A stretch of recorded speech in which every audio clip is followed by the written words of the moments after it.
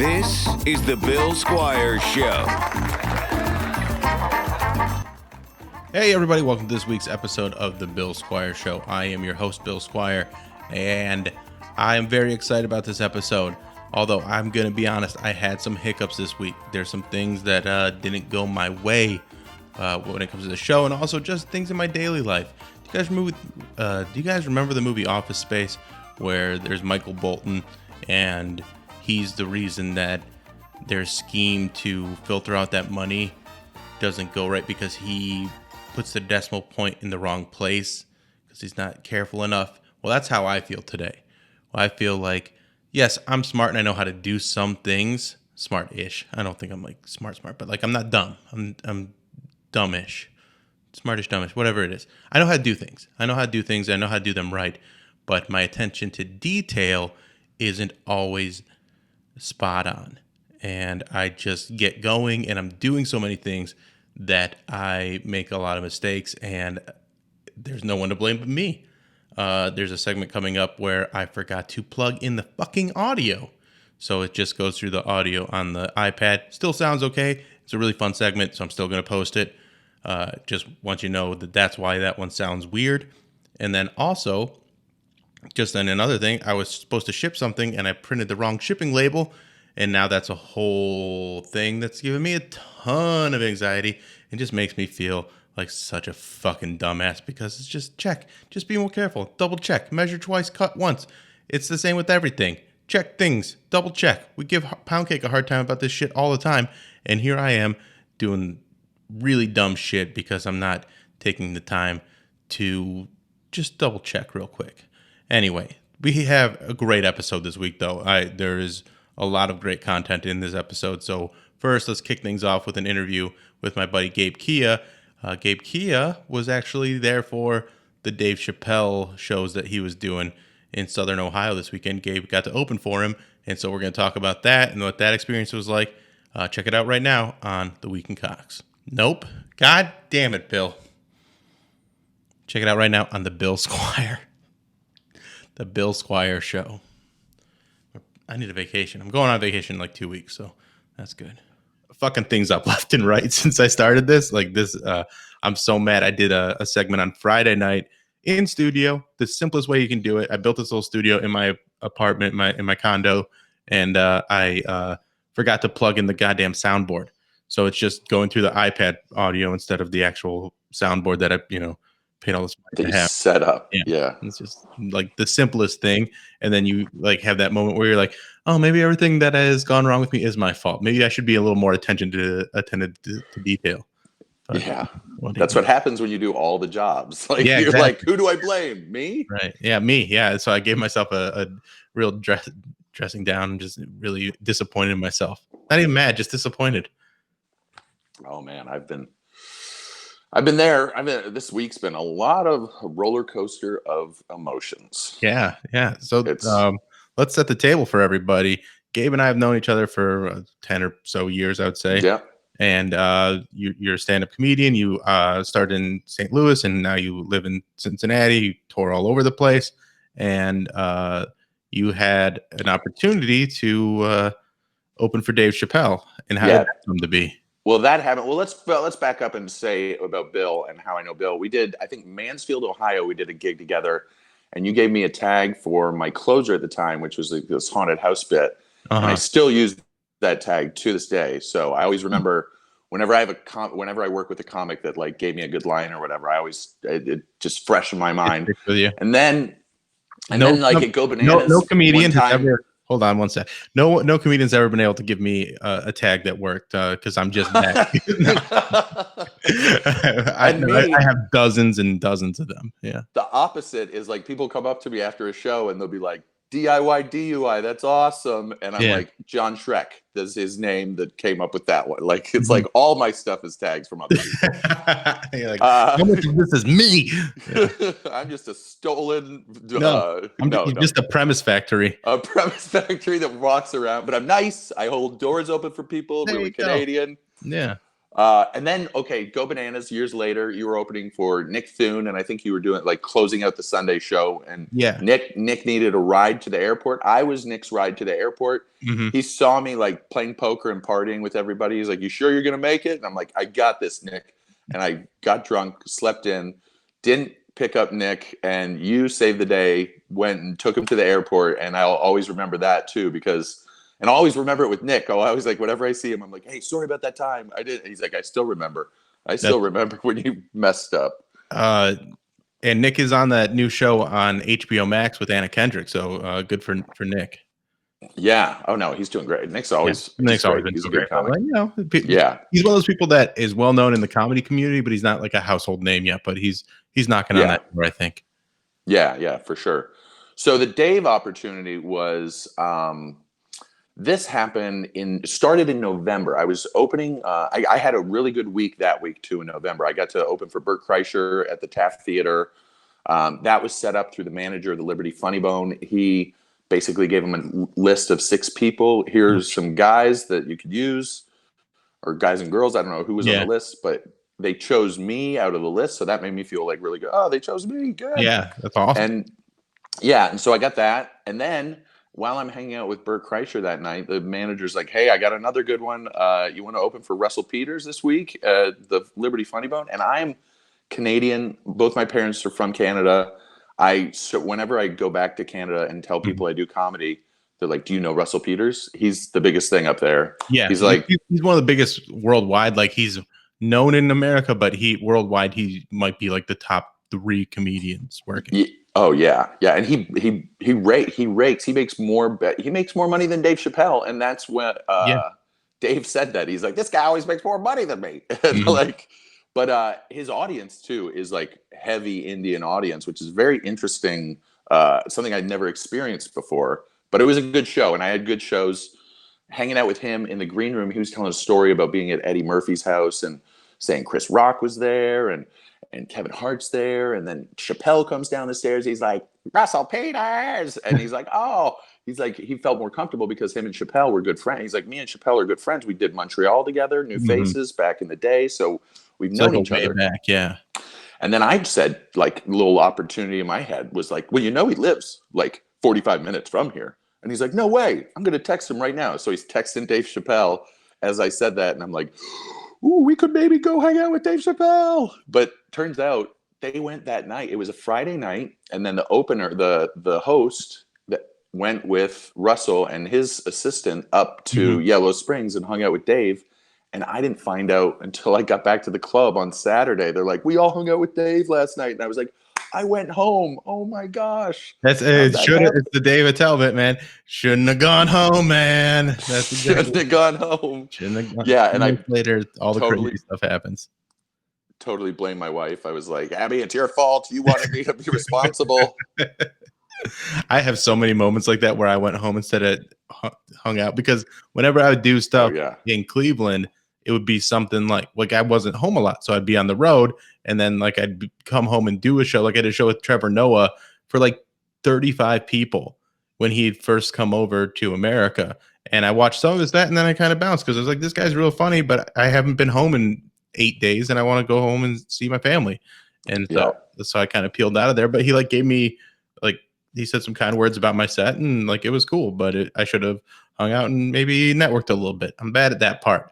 Also, I've worked with Kreischer and Russell Peters, and I don't have any like cool. We went and hung out with Dave Chappelle stories. Yeah. Well, but I'm reliable for a ride. I'll give you a ride. I'll give you a ride. I was thinking about that too, about the rides, because my car. I've got a car. It's a Toyota Corolla, 2007. And the mileage stopped at 300,000 miles. So it's like the miles are question mark right now. I don't know what, it's got on it, but I was thinking of all the people because I used to pick up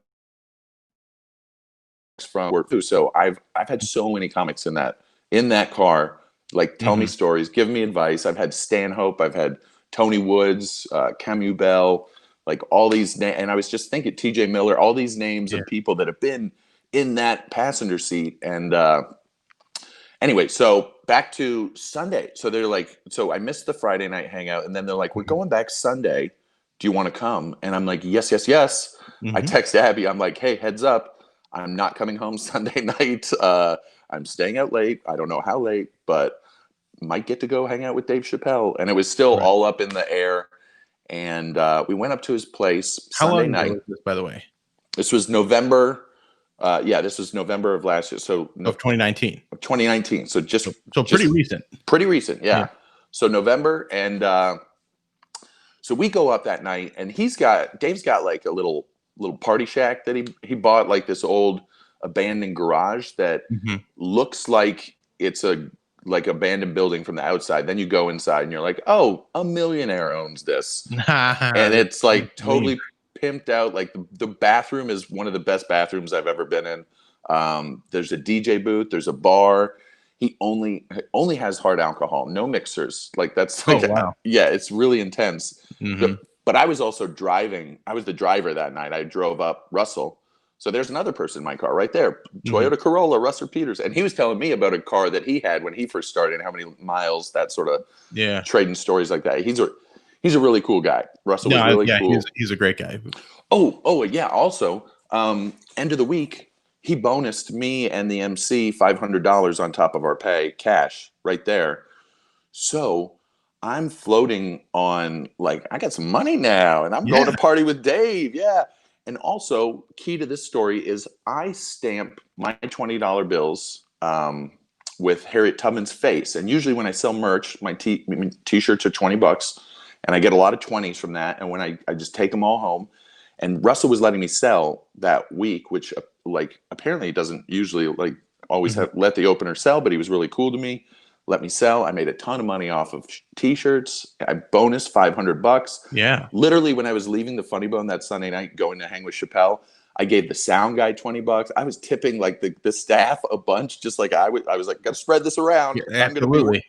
Yeah, because I'm going to work at the Funny Bone again. I mean, Russell's not going to be around, but I'm going to be back. You know, that's what I'm thinking. So I probably have like $100, like five Tubmans stamped out of all the money that I have, and I gave a few away. And then I'm going up. We go up and hang out with Dave, and it's like we get up there. It's just kind of us in the room. Me, Glenn Childress, who was the MC. Glenn's wife was there. This guy Eddie, who is Russell's assistant, and we're all just kind of sitting at the bar. And I'm like, okay, this is. And then Dave and Dave's buddy Paul was there, and he's serving us some drinks. And I'm like, just like, okay, be cool, stay cool. We're the only ones here. Don't make a scene. Don't do anything. And we're just chilling out a little bit. And then Paul, I went to give him a 20 for the drinks, and it had a Tubman on it. And he goes, oh, no, man, you guys don't need to pay. You don't need a tip. None of that stuff. And I go, no, this is. And I showed him. I was like, I just want to give you one of these Harriet Tubmans. They're pretty cool. And he looked at it, and he goes, whoa. And he goes, Dave, come over here. Brings Dave over. Dave looks at this Harriet Tubman $20 bill and goes, who did this? And I like sheepishly like raised my hand, like, right here, sir. And he slams it down on the bar right away. He says, get over here. Pulls out a Sharpie, and he says, sign that shit for me, man. And I'm like, I'm in awe. I'm like, wait, what? Did I just meet Dave Chappelle? He's autograph? What the fuck kind of reality is this? You know? That's incredible. Incredible story. And in the moment, I was like, I've got another one in my pocket. Can you sign one for me too? I'm like thinking of like, I would never ask for Dave Chappelle's autograph or ask for a picture or any of that stuff. But then I was like, this is a moment where maybe I can. And I did. And he turned it over. He signed one for me. And then Glenn was like, can I get one of those for you? The MC was like, got Dave to sign one for him too. And he also has a guest book with like all the famous people that have come and partied in his shack. And Russell had already signed it and put it away. And I was like, we're all like, yeah, that's normal. You know, we're just the openers. We're not going to get in the guest book. Then he brings the guest book back out and he's like, and you guys sign this guest book too. So then I signed the guest book. Dude, Dave is the coolest guy that I've ever met. He's so like, he makes you just feel so comfortable, like just to be around it. And then, okay, so then that happened. And then there's kind of like a lull. And I'm like, okay, you made an impression. You don't need to do anything else. But then he comes and grabs me and he's like, come here. And he goes outside with me, smoking cigarettes. And he's got this little dome building next door to the shack. And starts asking me about how long I've been doing stand-up, where I'm from, what my plan is. You're having a one-on-one conversation with Dave Chappelle. Dave Chappelle, and he's giving me advice. He's telling me what I need to do in stand-up. And the main thing he says is, you got to move to LA, man. You just got to do it. I know you got a wife and you got a kid, but you got to move to LA. That's where you got to do it at some time, and then you can come back here to Ohio like I did. But you got to get out there. And then the rest of the night, it just becomes like a sketch from the Chappelle show where he's popping out of nowhere like, move to LA, motherfucker. Like, just like, I'm in the bathroom, like go in the bathroom. All of a sudden he like lowers himself down. He's like, move to LA, move to LA. I'm like, dude, Dave Chappelle is like basically like you into moving to LA. Yeah, he's taunting me, harassing me into moving to LA. And then the night ends. I got some people's numbers, like, but I never got Dave's number, and I wasn't gonna ask. And I got like there are a couple people there that work for like Yellow Springs Brewery that I like hooked up with them. Another guy we like connected on Instagram, and we've like shot messages back and forth. But also this his buddy Paul got my number, and then I'm telling this story to people, and they're like, everybody's telling me, they're like, you got to reconnect, man. You got to capitalize on these opportunities, and like you email him back. And I was like, no, you know what I did? I gave him that $20 bill. It's got my name on the back of it. He knows who I am. He can find me if he needs to.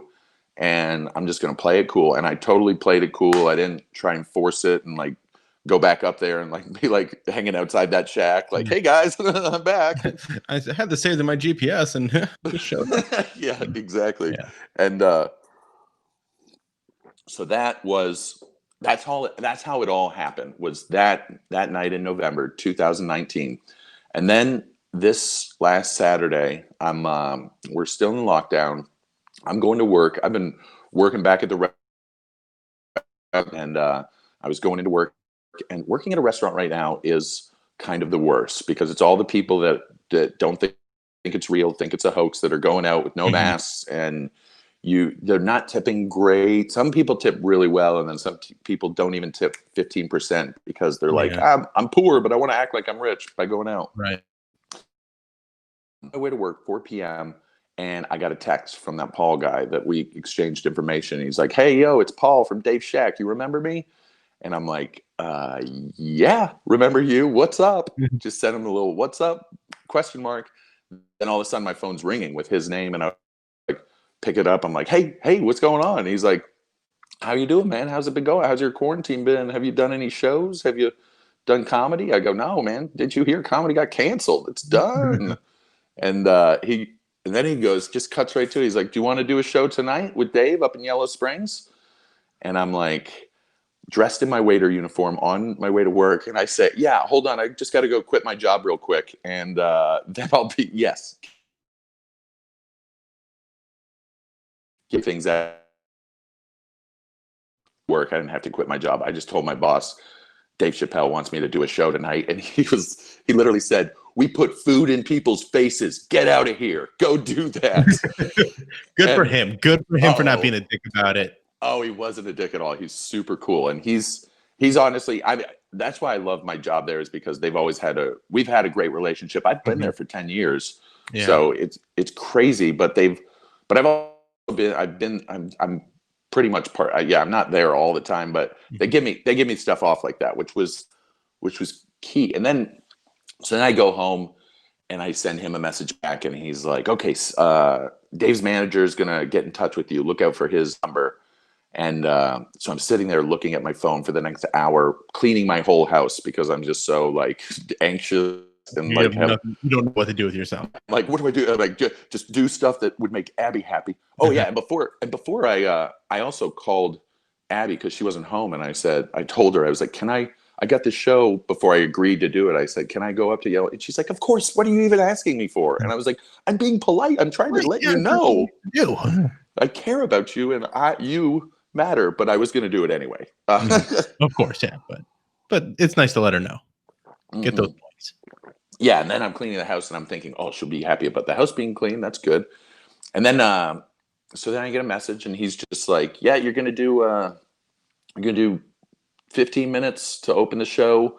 And then Michelle Wolf is going to do 30 minutes. And I was like, Michelle Wolf? I didn't even know Michelle Wolf was there. What? Yeah, And Michelle, and she's fucking hilarious. she's an A-list. She's amazing. I've never Yeah, met yeah, her also. yeah. And she's featuring, and I'm doing the MC spot. And I was like, yes, that's awesome.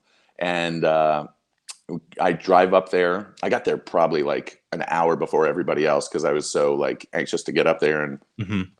And then I'm thinking on my drive up, I'm like, man, I haven't done stand up in 3 months, and now I'm going to do like the most in my life. How is this gonna work? It's gonna suck. And how's it gonna work? What's the situation? And then I texted the pavilion where it was Mm-hmm. to a couple friends just to let them know. And I was like, I thought it was going to be the way it said. He said he's doing a pop-up show at a pavilion, so I Mm-hmm. thought it was just going to be like open to the public Yeah, and you could just drive up there. And then when I get up there, it's like on a farm that has a pavilion on it that like usually does weddings or something at this pavilion, and it's like super tight security. They just laid down the gravel. You could tell fresh gravel for this parking lot, and yeah. it was literally a pop-up show, which and then I come in and I'm like, everybody's phone's getting locked up, and then I'm like, I'm one of the performers, so I'm like, I didn't have to lock my phone up. I was like, ooh, that's special. Look at that right there. And this guy from I think he works for Live Nation, maybe was the guy that took me back to the green room, and he was asking me all these questions about, so how'd this happen? And I was like, Harriet Tubman. I'm like, I'm She's like, still kicking ass. yeah, Dave also. Oh, and when Dave was saying move to LA, I told Dave, I was like, Dave, you've never even seen. And he said, no, man, you got something. If you're doing that Harriet Tubman stuff, you got something. He's like, I got a little initiative, or he's like, I got a little intuition, is what he said. And I was like, yes, you do, Dave. You do have a little intuition. I agree with you. I believe you. I'm okay. You're right. I'm good at stand up. You're right. So I get up there. Green room attendant lets me in. I'm sitting in there, and then people are coming in. There's different people from Live Nation and all these kind of like people from LA that are like, that work for Dave or have worked for Dave, and they all just got flown in since Thursday, I guess. He came up with this idea to do the show, and they're kind of putting it all together last minute. They're all nervous. Mm-hmm. And then Michelle shows up, and I see her like kind of look at the crowd outside, and I don't know if you've seen the video. Have you seen his Yeah, I watched it. 846? Yeah, it's that's how the crowd was set up. Everybody's separated. Everybody's got masks on. Mm-hmm. We are we're like deep in the pavilion. Like the stage is kind of like separated from the people. It's a little bit weird. Yeah, And not an ideal comedy situation, but it's still, you're gonna go and do it. yeah, oh yeah, for sure. And then Michelle comes into the green room, and that's my first time meeting Michelle. And that's when we're like, I'm just talking to her about, maybe some comics that she might know from New York and stuff. And Anthony DeVito, I know. We started talking about Anthony a little bit, and just trying to, Comic small talk. Yeah. comic small talk, green room talk. What I've Mhm. missed, what I've been missing. When you're doing stand up, Right. I totally miss green room talk and talking about how nervous we both are. She's never taken 3 months or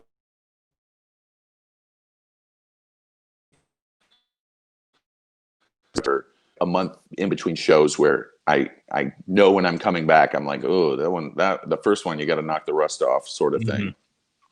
But she's really worried about it, and I'm really worried about it. And then they find out there's no liquor license, so none of these people are drinking. Then I'm like, oh, great, yeah, sober too. They're all sober. This is great. But they haven't seen live performances either, and so they're getting to see Dave Chappelle.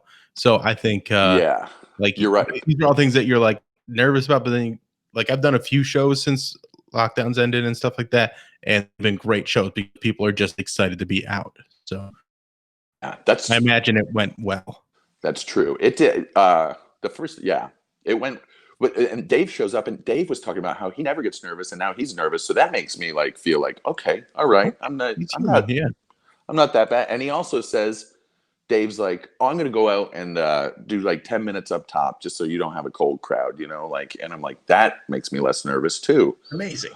That's a good move right there. That's nice. Oh, a nice, solid, like such a like knows performance, knows stand up, knows how nervous I probably am with performing. Yeah. He's thinking, oh, this guy's worried about me more than he's worried about the crowd or something, and it was truth. I was.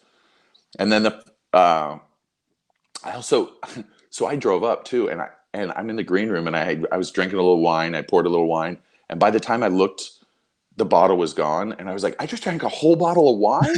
I did not mean to do that, and so I was that nervous that I drank so much before the set that it didn't really affect this. It was fine, but after the set, then I'm like, okay, don't drink anymore. I got to drive home. I got to think about like I'm drinking water the rest of the night and everything. But did my set. I did like 17 minutes. I didn't take my phone out and set my timer, and no one really talked to me about doing where the light was going to be. But they shined the light from like the back, and that's because I was just going a little longer than the 15 that they had said. So they were like, oh. But right when I saw the light, I like was already kind of in the middle of my wrap up joke, and I had another one that I wanted to do, but I was like, nope, that one's off the table. This is where I'm closing. Yep. And so I just wrapped up, got like an applause on my last joke that had a callback to something before, and I was like, that's good. That was it. That's all you needed to do. And I got off, and then I went out in the crowd. Then I went out in the field, and I'm like, I'm going to watch the rest of the show. I'm not sitting back in the green room. Right. And watched Michelle. She destroyed and she did so well. And then I watched Dave, and watching him do that bit that he did. So the one that we had, there were 3 shows too. There was Saturday, and then they did one Sunday and Monday. And I did not know I was doing the next night until when I was leaving Saturday night. We hung out at Dave's shack again after the shows, and I went up and I thanked Dave, and I said, I really appreciate the opportunity. It was so good to come up here. And he's like, you're doing tomorrow, right? And I'm like, tomorrow? What? It didn't even register to me. And then he's like, yeah, go talk to my manager. And the manager was like, yep, same time tomorrow. Be here around, a little before 9, and you're good to go. And I'm like leaving in my car, dancing the whole way home. I'm like, I'm coming back. I'm coming back. And that was so exciting. Then I called one of my Andrew Rudick, a local Cincinnati comic, and I talked to him kind of like the whole way home. Yeah, you need that come down conversation because you're like, I need somebody to help me land, some landing gear here. That had to be just an amazing experience. Oh yeah, and I also have another funny story about how I know that the specials from the first night, which is amazing that Dave put this in the special. That's how genuine Dave is. Like, he's like, hadn't done stand up in 87 days, and then he does this. He got better. That bit got better the second and the third night. He like had more punches in it, and like, yeah. But I know it's from the first night because when I went out into the field, and I remember I was like, where's my lighter? And I couldn't find my lighter. And then I took one of these green room lighters. They're like the big, like barbecue lighters, picnic lighters that are like long. I was like, I guess I'll use this. And then I'm watching Dave on stage tell that story, and he starts to light a cigarette, and the lighter's not working. And I'm like, that's my lighter. Dave stole my lighter. And then I'm getting tremendous anxiety about my lighter. I'm like, come on, lighter, work for Dave. Don't. I thought he was going to be like, whose lighter is this? Is it the opener's? He's fired, or something in my brain like that. Don't move to LA anymore. I almost spit my coffee on that one. Go. God. But yeah, so and then I'm watching the video, and I see the lighter's not working. And I'm thinking, I'm like, oh, now I know it's from the first night because that's when that shit happened. Yeah. And I remember how anxious I was watching that. And that's incredible to take that. Like, I'm guessing he wanted the most raw emotion to come through there. And even though, like you said, it got funnier and was a little punchier on nights 2 and 3, maybe it might have lacked some of the intensity that he wanted from the first night. Yeah. And he probably said, like, there were several references about like doing him doing stand up for the first time and stuff like that. So that was all on the first night, and then but hanging out with him afterwards. So and then when I was leaving, I also said, can I bring my wife? Can I bring Abby with me? Because I'm scared. I wouldn't just show up with someone, Yeah. But they were like, yeah, bring her up. That's cool. Do that tomorrow. So she was able to come with me the next night. And also that was the first time I went up and hung out with Dave, where I had a driver and I could just drink and have fun. And that is not a good combination. I found it's like I like it when I have responsibility and I have to drive home, because then I don't get embarrassingly drunk. Or I wasn't really that bad, but I know what you mean.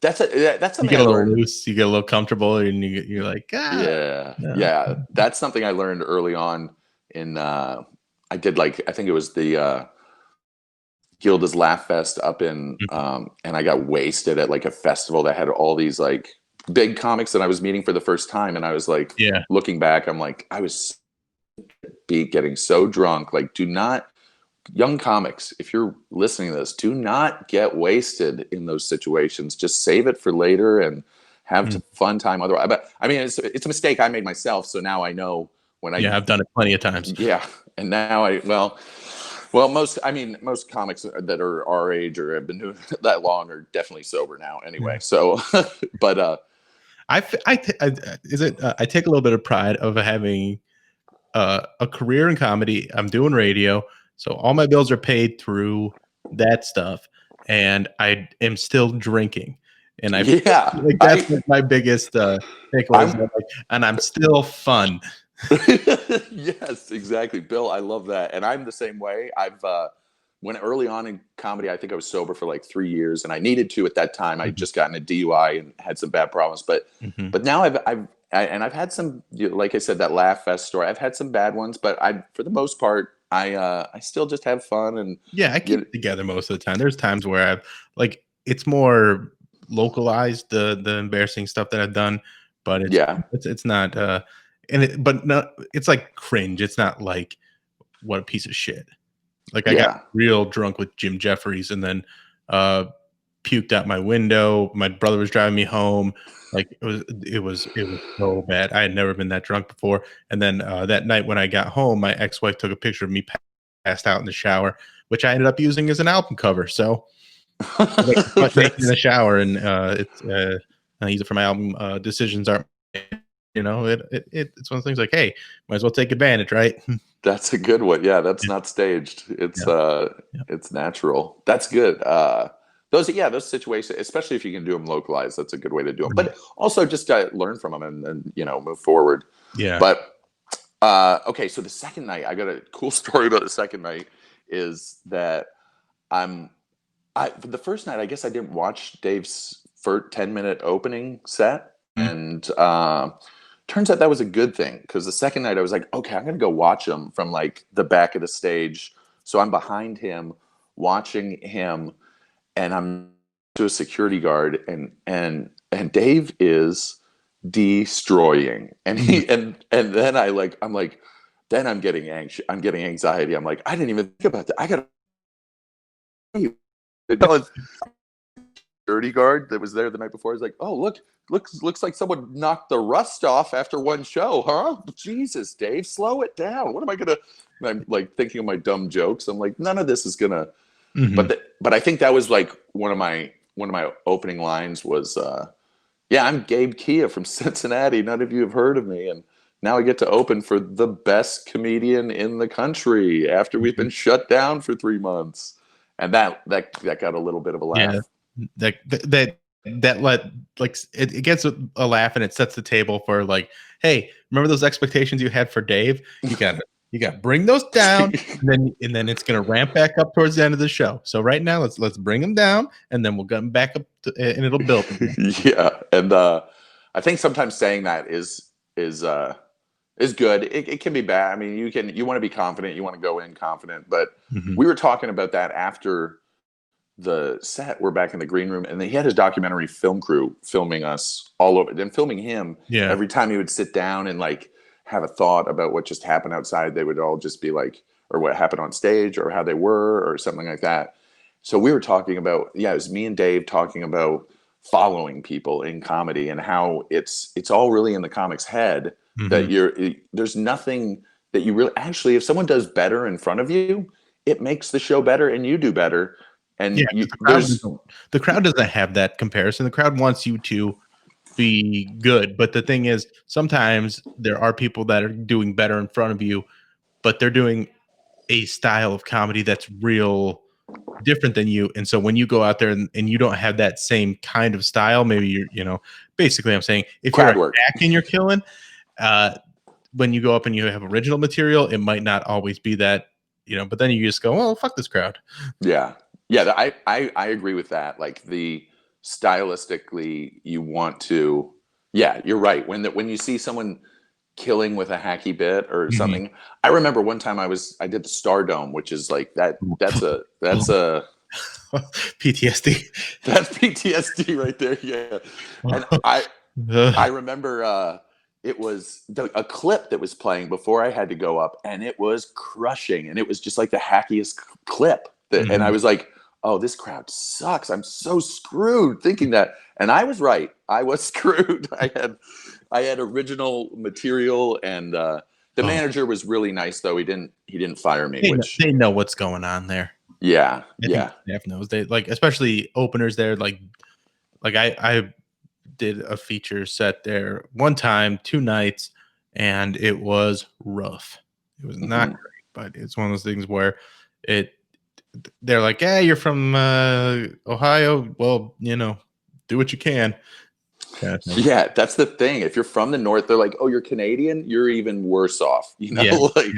This is Southern. The manager literally said, he's like, just make fun of Alabama or Auburn football. Like, that'll get them. And I'm like, nah, I don't do that. That's not what I do. And then 15 minutes into your set, you're like, fuck Auburn. And that's so cute. Oh, God. That is survival. Trying to get out of this set with an okay situation. I think the funniest was, I would just remember Dave Waite told me when I told him I was doing the Stardome, he goes, yeah, some people quit comedy after that week, buddy. Be careful. I remember watching Bart Gatsby's, he had some rooftop clips of him at the Stardome, and like great, brilliant material to a crowd that was not getting it. And that's one of those things where it's like, hey, Rooftop, why did you choose this club of all like all these other great clubs, and then the Stardome was part of that like syndicate for whatever reason? It was very strange. Man, they have, and I wonder what happens, because there was someone that used to work for Rooftop that told me that they've got all that data of all these comedians from years. I live in Cincinnati. There was one at Go Bananas. St. Louis Funny Bone was one of the first places to have it. And so there's so much and I think it's all gone now because Rooftop's like disbanded or whatever, but it's got to be somewhere. They've got all that footage of me when they got it archived somewhere. Yeah, dude, there's so much crap of me out there that is just crap. And at one time it was all up on the internet. I was working a temp job, and I told somebody, oh yeah, you can see me on Rooftop. And the dude came back, knew every single joke I'd ever told. He must have watched every set, and I was like, oh, that's embarrassing. I shouldn't tell people about this anymore. Yeah, I had some that did pretty well in there, and then there's others that were like, it's like the first trolling that I got, not trolling, but like just like mean comments where people were just like, they figured out the comments section on that website and were just like, well, this is a piece of shit comic right here. Like, I'm like, oh man, this is happening, huh? Okay, got to do better. And that's like before YouTube comments. That was was probably what. Yeah. And it man, and it's like, and it kind of hurt a little more because they were a comedy fan. If they were on that website, like they knew comedy, so like for them to like single me out. And again, there was some good comments too, but it's like one of those things where you're just like, ouch, that hurts. You always focus on the one bad one usually. All right, man. Well, thank you so much for sitting down and chatting with me about this. For Uh, sure. and I wanted to give you a few compliments on. I listened to Live from Cincinnati, and you stand out above those other comics so much. They're so terrible, uh, especially Well, Andrew. I mean, is there a especially reason he's still Andrew. doing this? No, I'm kidding. It's a great album all the way through. It's called Live from Cincinnati. It's you, Andrew Rudick. What are the And Kelly Collette and Chris Weir, yeah. who also I invited someone to that show that got so wasted that she got thrown out. And there was supposed to be another comic on there, but his whole set got ruined because of this drunk girl that I invite. That was my person that I invited. So Man. how bad did I feel to my friends? I'm like, sorry. And Andrew's set, he maybe it just says like intro and then outro. He says like 2 jokes on there because everything else she was talking She was through the talking whole through. thing. Oh, it's I bad. tried to help Stuart Huff record like do like a video, like a we did like a comedy special. And there was Yeah. this lady, and we did it at the Cleveland Museum of Art because I'm like, this is a perfect venue to do it because he's like, they wanted to do something with me. And I'm like, let's make this all happen. Got it. They filmed it. It looks great, but you can't use it because there's a lady that was like one of the board members' daughters that got fucking wasted and talked through the whole set. And Oh, it's the worst. it was just like one of those things where like, how the fuck, man? And and then they cut ties with me because I was trying to get this lady out of there. And Yeah, she's like 25 years old and she was drunk as fuck and just being a dick. they're the Yeah. worst. Usually it's like the club owner's daughter or some, yeah, board Yeah. member's daughter. It's always someone with that privilege, or they get Mhm. free tickets and they're Yep. like, I'm in here for a reason. I'm the Mhm. reason. Yeah. And it's, I'm oh, making the show better. Yeah. yeah, God. They kicked me out for laughing, right? Jeez. All right, man. Well, thank you so much. I appreciate you chatting with me, and we'll be in touch. I'm. It's nice to have this podcast and be able to kind of reconnect with everybody. For I've sure. talked with a few comics so far, and I want to make sure that I get you guys on here regularly to let people, kind of figure it out and let people know that there's comics in LA, obviously, but there's also really funny people all around the country. All over the Midwest, for sure. And I do have an album that's going to be coming out. It's called Dumber Than a Fish Okay. from On Tour Records. So if I could plug that, I don't know. We don't necessarily have a date, but it'll be coming out soon. So maybe if you're listening to this podcast, look for that Okay. And when it album. comes out, hit me up and we'll do some promo for it. Awesome. Thank you, Bill. Thanks so much for having me. It's good to talk again. Thanks for sharing your story with me, man. I appreciate that so much. It's one of those things that uh, as soon as we talked about it on the radio show, and I'm like, who were the openers? And sometimes Alan, the host of the show, will kind of skirt over that stuff. And he's like, oh, Michelle Wolf. And I'm like, who was the other one? He said, you said a local person. And he's like, Gabe Kia. And me and Mary were like, oh, fucking Gabe. This is great. Oh, And that's so awesome. we both got pretty excited for you because it's one of those things where you hear your friend getting something that's not just like it's cool to open for Dave Chappelle, but to open for him in a legendary moment like that is Yeah. like that's forever going to be remembered. Yeah, I did not know it was history, but it is definitely a history. And then it hit this week, like Yeah. it hit the internet, and everybody from grade school, from church that I was growing up, have all been coming out of the woodwork, and they're Yeah. all congratulating me. I really Yeah. appreciate all the Yeah. And cool. when I text you, I didn't even know what to say. I'm like, I just want you to know, like, I think this is really cool. Like, congratulations, because I know you worked really hard, but I don't think that's the right situation. It's more like, hey, appreciate the fact that you were part of this. Like, I didn't even know the right words for you, but like, it's just very, very cool. And I I'm got it, and so I fucking jealous. appreciated you and Mary both reached out, and Yeah. I really appreciate it. It's awesome. It's been great. It's been surreal.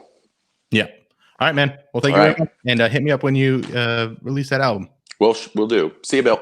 See ya. Pretty cool shit, right? Pretty cool shit. I like Gabe. Check him out on wherever you stream comedy albums. He's got an album called On Tour in Cincinnati, where it's him and a few other comedians from Cincinnati. It's great. It's really funny. So check that out. Also, what's going on? Oh, I have comedy albums on all the streaming services. Check those out. I'd appreciate that a lot. This next segment, very fun segment that I did with my girlfriend. We were in bed and she was getting me a surprise, and the surprise that she got me didn't quite turn out the way she wanted. and she was fired up, and we were in bed, and we got out of bed and came in here and recorded this at like 12:30 a.m. because she was so fired up, and I'm like, this is so much better if we do this live for the podcast. So she got me a Simpsons style photo of me and my dog that didn't turn out great. Check it out as she reveals it to me live on the Bill Squire Show right now. How you feeling? I'm so mad. Tell everybody why you're mad. It is 12:17 a.m. on Wednesday night. We were in bed and you started to tell me something like, I want to tell you something, but I can't because it's a surprise, blah, blah, blah. You're trying to do something nice for me for Father's Day. And you got me a dog mom card on fucking regular Mother's Day. So I wanted to, 1, do something nice for you. 2, outdo your stupid dog mom card. okay. And I tried, and I failed miserably. Did it fucking send yet? Because I'm pissed. I don't see it yet. Okay, so we watch a lot of The Simpsons. And in my targeted ads on any social media, which is the 2 that I use, are these fucking stupid, turn your pictures into Simpsons pictures. Fucking trash. So I got suckered in. Hi, I'm a sucker. Into trying to do something nice. My stupid boyfriend, stupid dog, and stupid fucking fathers. I'm so mad. You're so mad. So I did this thing, and you're allowed to send up to 8 pictures. So I sent 8 pictures. Like, hey, have all of these and do what Get real close on the mic so they can... I'm too mad. So you sent 8 pictures. It's still not coming through. Well, your email sucks, and so does this fucking stupid trash place. Bill@BillSquire.com. I did that. How come it didn't come through? I can't be blamed for everything. I can just show you with my... If you wanted to show me, you can just show me, and I can edit it in post. So if you wanted to show me... Let me try again. Yeah, I would like to put it... The live reaction is what I'm looking for, though. Oh, is that what you're looking for? Yeah, well, I mean, let's get some... I'm dreading that. Well, let's see what it looks like. So you absolutely think that I'm going to hate it. I hate it. You hate it. So I hate it. You hate it. Okay, it's me and Whoopsie. So this thing, you're allowed to send up to 8 pictures and get a custom background. And Do you want me to type in the email? no. And describe anything that you want specifically designed for this picture. So what I said to these people was, hey, here's 8 pictures of this dog and this guy. So make that happen. I want it to be a picture of him walking the dog because it's fucking Father's Day. And I don't have any of your kids, so here's the fucking dog. And fucking basketball shoes of some kind. And I specified on Air Jordan 3s or whatever the fuck you like. 4s are my favorite, but I like them all. I like a lot of them. Now is not the time. Okay, well. And I even said that Whoopsie's leash was blue, and you fucking wear Nike hoodies. So they got some stupid tiny details correct, and everything else terribly wrong. Going off the pictures that you sent them. Off the pictures and the details that I said in my email, because you're allowed to describe stuff. Okay. So off of all the information that you gave them. Which was a lot. They fucked it up hard. And I'm so mad. And you're so mad. You are so mad. You're so worked up. Like, we were in bed, winding down our night, and then I was like, you know what? If you're going to be this worked up, let's capture it for the podcast, because I think this is a wonderful moment. It's my idea. Was it your idea? Yes. It was her idea. This is actually a pretty good gift for Father's Day. It would be. Content. No, this right now, this. Oh, well, you're fucking welcome, because this is all you're getting. All right, that's fine. I'm okay with it. I'm stressed out. Now, let's see. Thank you for my fucking bubbly wine. You're welcome. There it is. Okay. So why didn't it work before? I don't know, but it's awful, and I hate it, and I'm so upset. All right, I'm going to push this over. So here it is. I don't even want to look at it anymore. And I'm going to scroll low. No. Right. It's so bad. I got suckered. I'm a fucking sucker. It's so bad.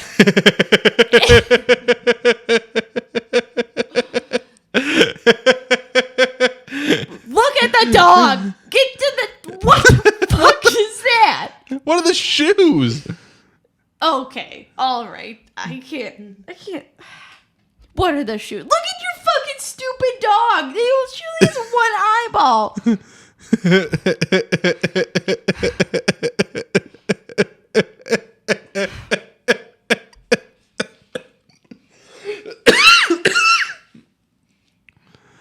Oh man, that is bad. Look at how dumb that dog looks. Wrong color dog. You're right. Oh, okay. The leash is blue. There's two eyes. There's just one's over here. The leash is blue. leash and you have is a fucking blue. Nike check in your stupid fucking hoodie. Yeah, and then the rest is not very good. It's awful, and I'm so mad. Oh, that is terrible. I can see why you're mad. It's terrible. It's terrible. How much did it cost? Less than the dog. Well, I figured it's less than the dog. Less than half the dog. How much did it cost? I'm not going to tell you because I'm not going to pay for it. No, you shouldn't pay for it. It should be free because it's terrible. I want to catch it on fire. Mm-hmm. Now, having said that, it's going up in this studio. I hate you. It's going up in the studio for sure. No. Yeah. Where? No. It's going to go probably Look at the right here. No. Probably. Or maybe over one of the shoes. Or both the shoes. That's supposed to be me in The Simpsons. You and Whoopsie, but Whoopsie looks like she went through the fucking washer and the dryer and then the fucking re-dryer. Very, very wrong. Okay, what? This should have been the segment of what do you think is going to happen. It kind of is. I mean, we can just say that's what it is. What? Let me see the pictures that you sent them. I have to. It's a whole thing. Okay, well then don't worry about that. Yeah, that's terrible. That's it's awful, and I'm pissed. Yeah, but I'm enjoying this moment that we're having right now. I love you. I love the effort. I love that you were trying to do something because I love The Simpsons. That does not look like me in any way. No, and 8 pictures. How do you fuck up 8 pictures? Are you blind? The dog is not the same color dog. And then the shoes. What the fuck is going on? Those look like Air Jordan, whatever number you fucking care about. No, they don't look like Air Jordans at all. They're terrible. All right. Well, that was fun and weird. And now the dog's all woke up and crazy. So thanks, guys, for watching this. And don't be a sucker to Instagram ads. One worked, and now I'm just a fucking... What was the one that worked? Those little slutty shorts I like. Next up, Marty. Marty comes through. Marty's here. Marty is trying to date right now. He's trying to get some jobs. He's trying to make his life better. And so as he's trying to find a woman, I went through 20 pieces of advice that people had given when it comes to relationships. So I go through that list with Marty and ask for if he thinks it's good advice or not good advice. And I think it's pretty fun. So check out this segment right now with Marty talking about relationships. Marty, welcome back to the Bill Squire Show. It's good to be back. It's good to see you. What have you been up to? I know last time we were talking about you trying to get a job. Yeah, they said there's no shifts available right now. They said the shift I applied for is not available. I have to change shifts, and no shifts were available. So I got to wait until shifts become available. Okay, so you did not get the job yet. Yeah, I got a job offer, but there's no job to be offered. Okay. Well, that seems weird. Actually, can you go back over there? And there's a lot more space on my side than I want. Turn it back towards you. Just a touch. Yeah, that's good. All right, that's good. So, as of right now, you are not employed with Amazon. No, but I've been doing things for when I do get employed with Amazon. I'm going to have everything together and women are going to dig me. I've been practicing talking to normal people at the laundromat. Okay, so what do you say to regular people at the laundromat? My dryer's broke. That's why I'm here. And okay. So that's good. I helped a handicapped man with his clothes to get put to his car, and he gave me $2.50. Oh, yeah?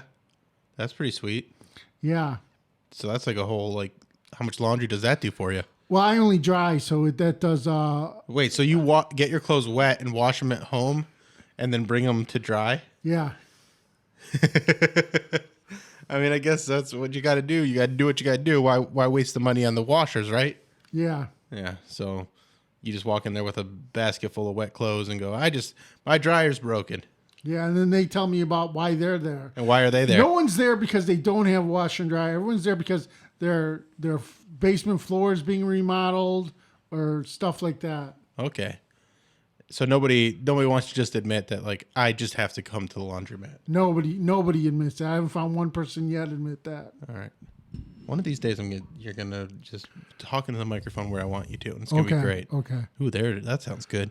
All right, so and I also have another problem. Okay. Women, to avoid me hitting on them, are claiming I'm their cousin. All right, tell this story now.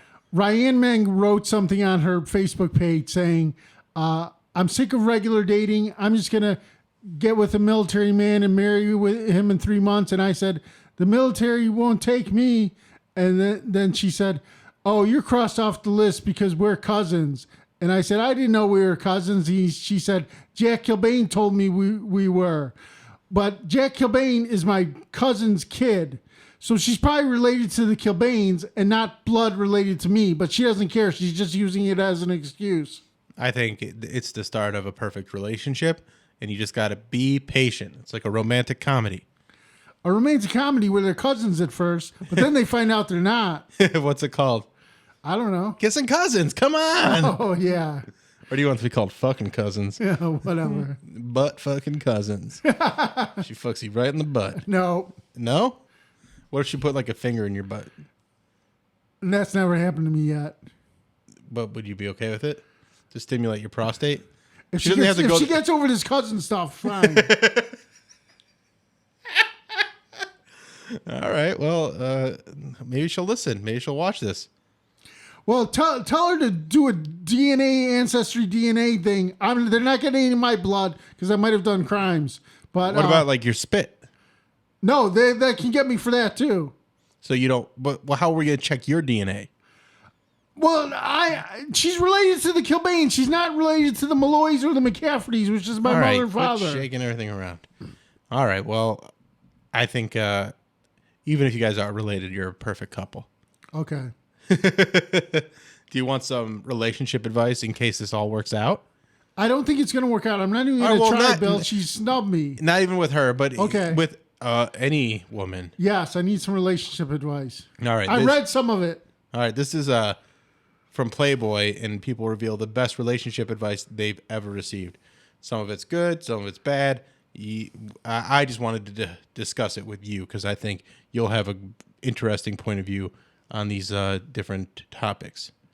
When you're going out with your friends and you expect to be back around 11, tell her you'll be back at 12. So when you roll in the door at 11, you can claim you left early to see her before you both went to bed. So lying is good. So lie to her is what you're saying. Yes. Yeah, that's what this advice is. So do you think that's good advice or bad advice? Good advice. Good advice. Lie to your significant other. Yes. Good advice. All right. Once you're in a long-term relationship or marriage, never stop dating your significant other. There needs to be some sort of constant courtship to make them feel you still want them, even after all these months, years. And then the line after that says, I am an expert at not doing this. Yeah, I'm an expert at not doing that too, because I never have a girlfriend. Right, but do you think that's good advice? Yes. To keep that courtship. Like, what's a nice date with you Marty? Give them flowers. Okay, what if they don't like flowers? My girlfriend doesn't like flowers. Give them rose petals. Rose petals. So you kill a flower and go, here's its carcass. Yeah. All right, what else do you do for a romantic date? You, Now pretend you've been with this person for 25 years. How do you keep things romantic? SpaghettiOs. SpaghettiOs. Cook them SpaghettiOs. All right. Spaghetti. I know how to cook SpaghettiOs really well. What's the secret of cooking SpaghettiOs really well? Not to get the sauce all clumpy. And how does it get clumpy? You don't mix it enough You got to keep it stirring while you're microwaving it. while you're microwaving it. So you microwave, stir, microwave, stir, Yeah. microwave, stir. Okay. Well, that's how you make the perfect SpaghettiOs in the microwave, according to Marty. All right, number 3. The person who cares the least in the relationship has the most control. Do you agree or disagree? Yeah, because they'll just let you go. Yeah. And then you can manipulate them however you want. Is that good advice? To care less so you have more control? That's not fun. That's not fun. Then why be in the relationship in the first place, right? You should just break up if you're going to do that. I agree. All right. Marry someone with a different favorite cereal than you so they won't eat all of yours. That's very good advice. What's your favorite cereal? Frosted Flakes is the only cereal. It's the only cereal I eat. Frosted Flakes? Yeah. But there's so many good cereals. No, but only Frosted Flakes is good. Tony the Tiger. Is that Tony the Tiger? Yeah. What's his catchphrase? They're great. Number 5. Put a pillow under her hips. Okay. What does that mean? You're going to have sex. But why do you put the pillow under her hips? I don't know. You don't understand? No. So she's comfortable. It's to raise her hips up so that you'll hit the G-spot. Oh, okay. Do you know what the G-spot is? Yeah, it's a spot that no one can find. But you can find it if you try hard enough. Yeah. Well, have you ever hit the G-spot? No. Are you worried about it? No. Even the finger? Do you know how to finger a girl? Yeah. Look at your fingers. Man, those are like hot dogs. Oh, they're all right. They got this is from What a happened to fight. that one? It's from a fight. Will you break your finger? It was a race riot. When was that? Oh, at Ohio State, there were many race riots there. Oh, and you were on which side? I was the only one on my side. It was like 20 black people beat up a white person day. And that was every day. 20 black people beat you up regularly? More than once. And you broke your finger? Yeah. So are you still racist about that? Why'd they beat you up? Just for no reason? In the springtime, there's this big party that they call it the blackout. And all the black people go and beat up all the white people that are going to the bars. And the black people fight together, but the white people don't. Oh. So the white person, usually they get a hold of one of them and the rest run. And they... And you were the one. and I was the one. You were left behind. Yeah. Well, that's not great. It still goes on today. No one ever talks about it, though. The newspaper will say something like, there were so many injuries at the hospital. The attacks were racially motivated, but they don't say which race. Yeah. So everyone thinks that people are beating up black people. Right. But it's really black people singling out white people? Yeah. Sounds like propaganda to me. You know, it happens every spring. You can check it out. It's All right, Ohio State. I'll- I don't know if it still happens. It used to. You just said it still happens. I think it does. Well, you can't just say I never heard still that happened. it ended. I never heard that it ended. I never heard that it started. Well, I knew that it started. I think you just... Did you call them names or anything? No. No. I don't believe you. I think you started some fight, and then everybody's I got like... a fight in the cafeteria, which I got involved in, but... Because I know you have a reputation before... when you were in Yeah, but college, in you the were kind of a shit starter. in the cafeteria, kind of a I didn't douche. start it. I was defending someone. Uh-huh. This one black guy yells the N-word out really loud, and then there's two big black guys on the football team come over and start yelling at these people. Why you calling me the N-word? Why you calling me the N-word? And I said, hey man, you know you didn't call you the N-word. And then he hits me with his chest and says, don't push me. And then he hit me, and then we had a fight. And who won the fight?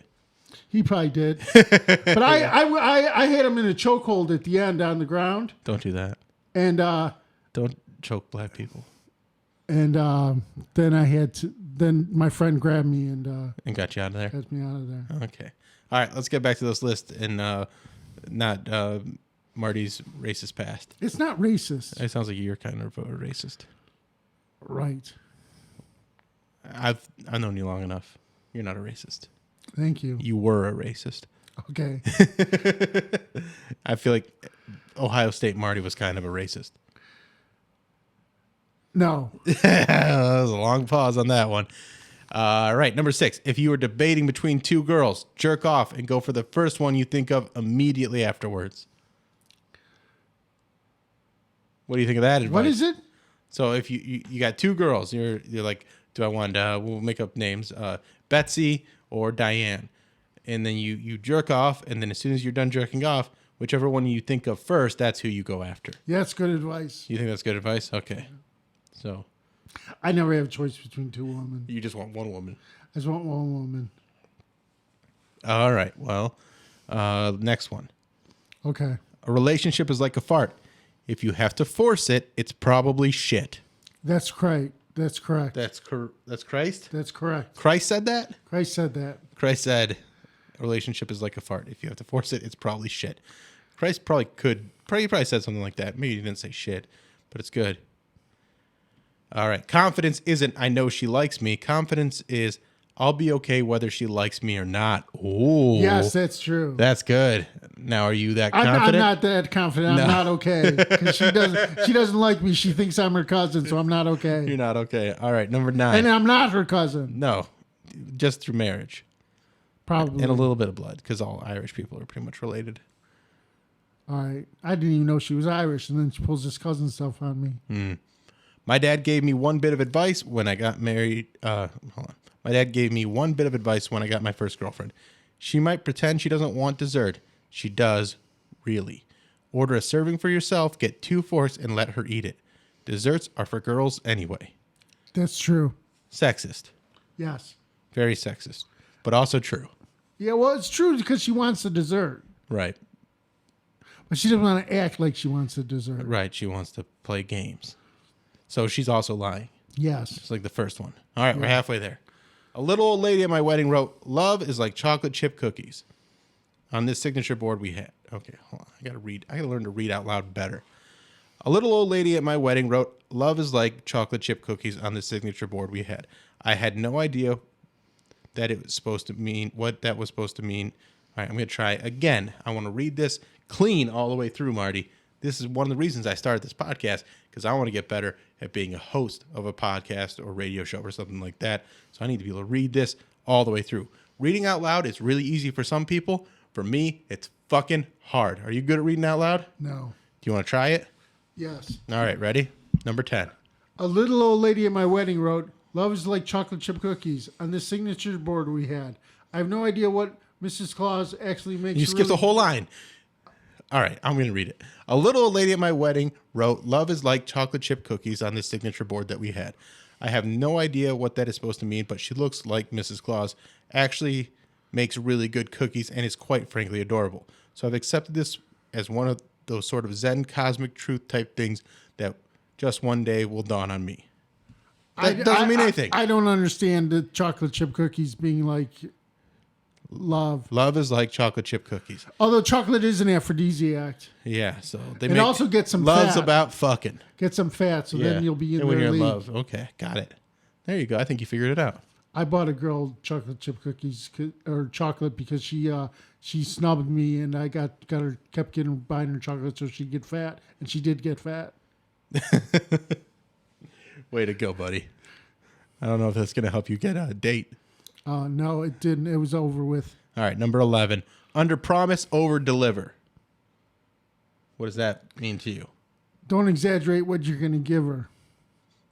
No. It means you undersell it so that when Undersell you it, give yeah. it, it's actually better than what you sold to her. Right. You're not like, we're going to go on the most amazing vacation ever, and then you go to Kalahari. You're going to be like, I planned a vacation for us. I hope you like it. And then you take her to Hawaii. One time I overpromised, but I don't think I did, but everyone thought I did.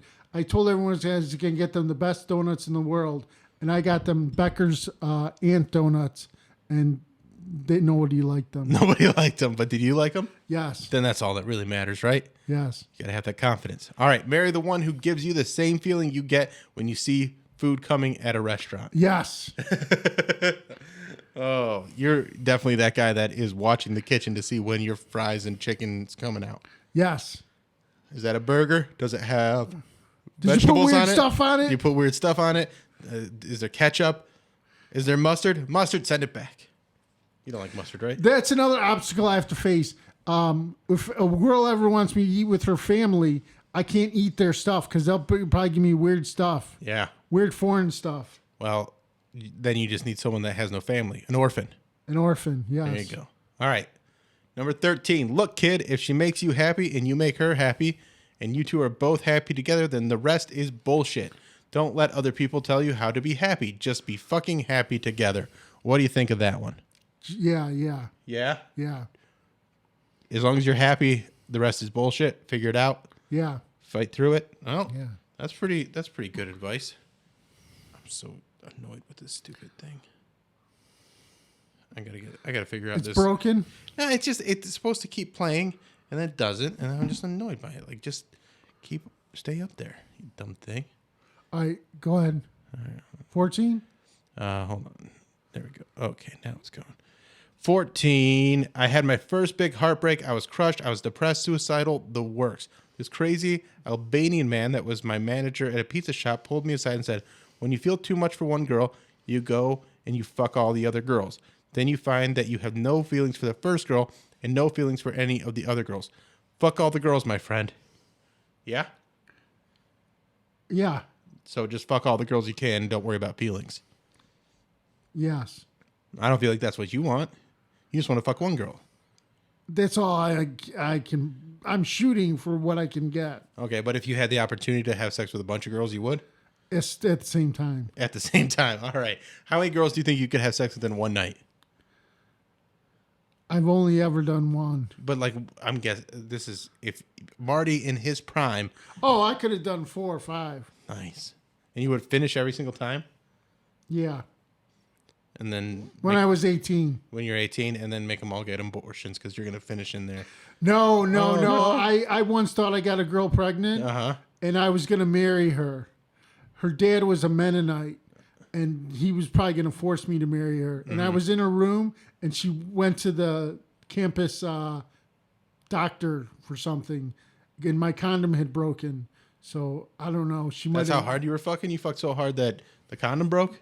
It was a cheap condom. It wasn't I didn't buy it. It was a Mennonite condom? I went in the frat house and got someone to give me a condom, and they gave me a condom. So I didn't do the proper shopping for the condom. Oh, that's important. But she wasn't pregnant.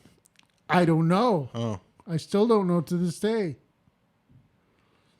All right. Number 15. Make sure you masturbate before talking with an ex. My penis doesn't work anyway. So. You've heard my enlarged prostate joke, yes, right? I thought it was just a joke, and I guess not. All right. There's a million fine-looking women in the world, dude, but they don't all bring you lasagna at work. I don't like lasagna. You don't like lasagna? SpaghettiOs. So substitute SpaghettiOs. Substitute SpaghettiOs, and then it's good. Yeah. What if it's got like the chunks in it? Like No, just regular plain SpaghettiOs. A bonus, she's a keeper if it's Spider-Man SpaghettiOs. Why do you like the Spider-Man one so much? Because I like Tobey Maguire. But it's like eating a dude. It's No, gay. it's not. Yeah, No, you it's are. not. You're eating his whole body. You're not just eating his dick. You're eating his whole body. Oh, no. It's just a symbolic thing. All right, number 17. Date someone who's just as smart as you, or one so dumb that he's going to stand back and go, gosh, you're pretty, while you succeed.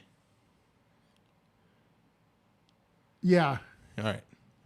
So you think marry someone that's as smart as you or dumber than you, but not smarter and more successful? Well, it all depends. My brain level has fluctuated over the years. I almost flunked out of high school. Mm-hmm. I didn't do well in college, but I did really good in my grad school. So I guess now I'm smart. So I would want a dumb one. Why do you want to? Wouldn't you want someone that's an equal? Yeah. Okay. All right, we got 3 more. If she's flirting with you while she's dating someone, what do you think she'll do when you're dating her? Oh, she'll screw around on you. Yeah, would you care though? I'd take what I can get. You'll take what you can get. So you'll deal with the cheating. But then you deal with the other people plotting against you that are involved with her. Yeah, and you've been through that before. So you prefer that to not be the case. Yeah. Right. All right. 19. If it says rib for her pleasure, turn it inside out. Grandpa. What he started as a joke, then got further explained with, even though you are there for enjoyment of each other, don't forget to do yourself a favor sometimes. So what he's trying to say is, don't lose yourself in the relationship and only try to make them happy. Make sure You're happy also. Exactly. Very good advice. All right, last one. Thanks, Grandpa. Last one. All right. Don't take relationship advice from strangers on the internet. No, because it's the only place you're going to get it. So you're saying do take the relationship, because some of these were good and some were bad. Yes. All right. I think you're ready for a relationship now. Well, I've got to get the total package together. I got to get a decent job, which would be Amazon, or possibly something Amazon qualifies me to do. Mm-hmm. Also, I need to get a car that a woman would be. Yeah, we've talked about that in. before. So, but you're working on those things and you're moving in that direction. You're trying to lose weight. So now, when you get that into that situation, we got to get you on some dating apps too, probably, right? Are you on Tinder or anything? No. Do you know how to even take a dick pic? No. Oh, Marty. Some girl asked me to send her a dick pic, and I thought it was a scam. There, I was going to get arrested. Yeah, good call. No, they never ask. Well, this girl did, and she was. Is she a real girl? She had a video of her, and she was in scantily clad, and she said, "Send me a dick pic," and I'm like, I'm nope. guessing that was a scam. Yeah. Yeah, it was a scam. All right. Now it's time for this week's Instagram hottie, and this week's Instagram hottie is Alicia, and she is cute and she's very talented. She is a hairdresser. She has been like a bar manager. She's done a ton of different stuff, but she does really cool makeup, and it's like real. It's fancy. I don't even know how to put it. It's angular. She does a lot of geometry-based makeup that I think is very cool. So enjoy this interview right now. I wish I was recording for that. Anyway, welcome to the Bill Squire Show. This is this week's Alan Cox Show Instagram hottie. Hello. And I sought you out because we've known each other for a while, but I saw a picture of some recent makeup that you posted, and I'm trying to take it in the direction of people doing cool things. So it's not just about like being an attractive woman to get the clicks, but I want you to be attractive and then have some substance behind it. And I really appreciate it. You got it. Thank you. It's my pleasure to have you on. And you're the first Alan Cox Show Instagram hottie that's been in studio. Oh, So, really? yeah. Yay, So, me. yeah, I'm Pioneer. gonna put this like that so that you'll go right into the microphone. There we go. Yeah. Better? Yep. It's so this is Alicia. That's me? That's you. We know each other from back when I used to do Hilario at Barrio. She was you kind of worked your way up through the whole Barrio ranks. Well, when I met you, I actually didn't work at Barrio. Oh, really? I was just doing Cody's hair. Cody That's is right. the one who told me about Hilario. All right, wait. I'm gonna keep you. You got to really get into the microphone. Okay, All right. really There, getting in there there. you go. There you go. Yes. Yeah. So Cody Cooper. Okay. So you cut Cody's hair. Yeah, And then that's how I figured that Then you out. started coming out to the shows and having. Then you started working there. Yeah, it's a whole 6 degrees thing. Well, that's everything in Cleveland though. Yeah. Like It everyone really in Cleveland, you've either worked together or you know someone. Like everybody is connected in this city, and it's It really, really especially when you get into the dating scene. Well, luckily I've managed to stay out of that That's good, like whole 6 degrees version of things, but because that's a really tough thing where like especially if you're dating within the nightlife industry where if people are working in restaurants or they're comedians, stuff like that, it becomes very incestuous. So yeah. kudos to I was you. going to use that word, but I wasn't sure how well it was going to go over. Kudos to you for being able to keep yourself from getting too pulled into that. Yeah. Now, have you tried the dating apps before or anything like that? Or I mean, don't get me wrong. I've opened them up and I've looked at them, but I'm very much a personality person. Mm-hmm. So you can think somebody's attractive, but then when they open their mouth, you're like, what is wrong with you? yeah, I feel like So- that's the biggest problem with the dating apps is it depersonalizes these people, and then it kind of skews what you want. So I did them for Right. a little bit, but I was using them for their intended purpose, which is just hooking up. Right. Which But is chemistry is also physical too. So Yeah. like you can look at somebody and think that they're attractive all day, but you might not have that physical But yeah, chemistry. as you're talking to each other or Yeah. physical chemistry or whatever it is, yeah, there's plenty of that. And then there's also just distance and then people, they put their best face forward on those apps, but I feel like a lot of times it comes out pretty quickly how ugly their soul is. Right. Like if they're easily offended or like really insecure about stuff, that stuff What comes do you out. even write about yourself in there either? I mean, I feel like it's really tooting your own horn. Like, of course, nobody's gonna be like, I have like 10,000 tons of baggage. Yeah, right. And be honest about what really is going on in their lives. They're just like, I'm perfect, everything's great, and I'm beautiful, and I love to party. And there's no ulterior motives behind that partying. And I can't understand why I'm single. Right. I'm great. It's everyone else's fault. Right. Exactly. So you you're kind of at an impasse in your career, and you're also pretty talented. Let's talk about your makeup.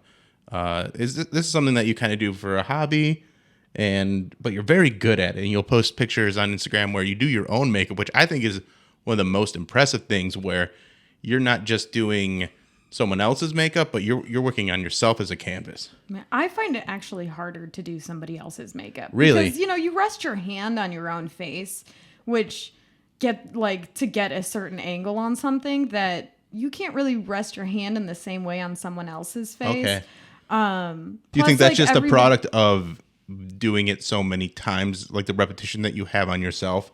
You're more used to doing it that way? Well, I mean, that and everybody else's face is different. Like, you don't notice the fact that people's eyelids and bone structure really changes the way makeup lays on their face. And I'm not a professional by any means. Mm-hmm. So, well, what you do is not the stuff that you see on like the YouTube tutorials where they're contouring the face. Like, you do more artistic things. Like, you like to do things that are more vibrant and more just colorful and interesting. You're not trying to make everybody look the same. You're trying to accentuate whatever feature someone has, and then kind of have fun with it. You're not trying to like hide. I don't think you're trying to hide things. I think you're just trying to be creative and artistic. yeah, it's really my canvas for art. I mean, I still do some contouring and stuff because when you have the light on to get like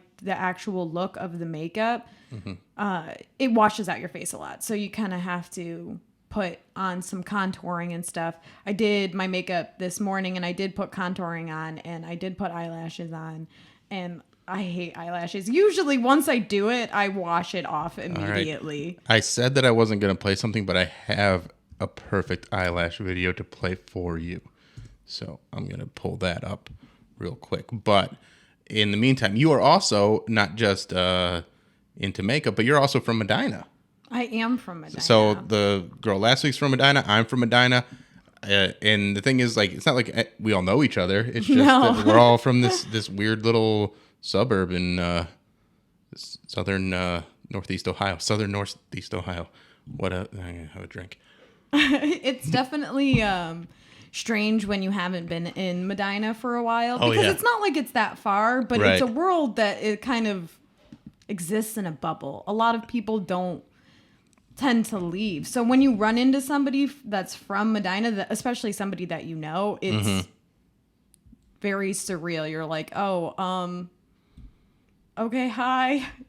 It's very surreal, and it's crazy to think that people stay in their hometown. Like I was gone in my early 20s. I think you were probably around the same age, maybe even younger when you left. I mean, I was still in Medina County until I was like 24, but I mean, I love how we're acting like we've moved across the country. But that's the thing. It's But like really people just, think 45 minutes north. But people think of it that way, where if you live in a place like Lakewood or Cleveland or Old Brooklyn or something like that, they're like, oh man, I could never go that far. It's so far. It does seem far when you grow when you up have there. that small town mindset, you think of things in a very different way. Yeah, I mean, it's not even as small as it used to be now. Like, every time I go there, there's something new. Mm-hmm. I barely recognize most of the places. I rarely go there. I honestly I know how to get to my family's houses. And that's about it. I forgot how to get anywhere else, honestly. Yeah. You were just mentioning that you hate fake eyelashes, and I just want to Yes. show you this video of a girl with some real long fake eyelashes on a boat, and her reaction to it. That's exactly, yeah. All right. Thank you so much. That's all. And now we are to the final segment of this episode, where I sit down with my buddy AJ and he sings us a song. And we talk a little bit about music, and this is the one where I fucked up the audio, and I'm sorry about that. I just didn't plug it in. We recorded this at 9:30 on Friday night after I did a week of shows, and my brain was just mush. Just carelessness, really.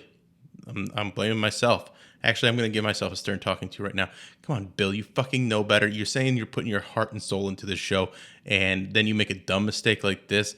Not acceptable. You need to try harder and do better. Do better. All right, here's AJ. AJ. Hey, what's up, man? Not much, man. It's good to see you. It's good to been see you. it's been a while. Yeah. AJ is very funny. He's a writer. Does some stand up, not too much. You No, kind yeah. of have an anxiety attack every time you do stand up. Yeah, every single time I do stand up. You can look more at the cameras. Okay.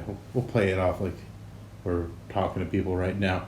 Yeah. But yeah, you've been playing music and doing a thing. So let's get into it first. With who's your favorite musician, dead or alive? David Bowie.